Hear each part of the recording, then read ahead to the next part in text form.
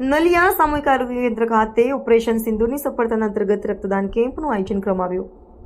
આજરોજ અબડાસાના સરકારી કર્મચારીઓ દ્વારા, જેમાં શિક્ષકો દ્વારા નરેન્દ્ર મોદીના જન્મદિવસ અને ઓપરેશન સિંદૂરની સફળતા અંતર્ગત રક્તદાન કેમ્પનો કાર્યક્રમ નલિયા CSC ખાતે યોજવામાં આવ્યો હતો. જેમાં તમામ શિક્ષકો, આરોગ્યના કર્મચારીઓ, એસટીના કર્મચારીઓ, તાલુકા પંચાયતના કર્મચારીઓ તથા નલિયાના ગ્રામજનોએ રક્તદાન કર્યું હતું.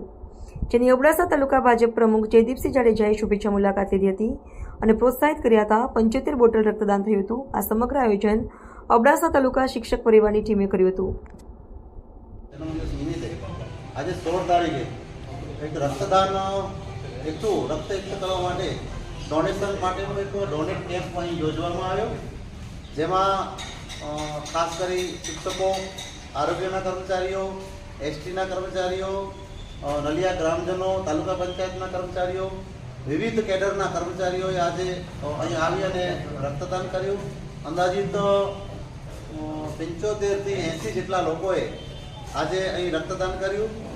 એ સાથે સાથે નલિયાના ગ્રામજનોએ પણ આવી અને આ શિબિરમાં રક્તદાન કરેલ છે.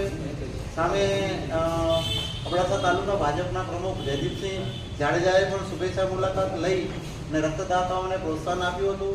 સાથે સાથે અહીંની આરોગ્યની ટીમ અને ખાસ તો જે ડોનેટ કરવા માટે આવેલી રેડક્રોસની ટીમ, એમના સેક્રેટરી મીરાબેન અને અહીં આવેલા ભાઈ શ્રી જોશીભાઈ, રમેશભાઈ, આ બધા લોકોએ ખૂબ જ સહકાર આપેલ.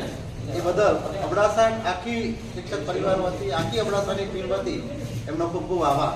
ધન્યવાદ.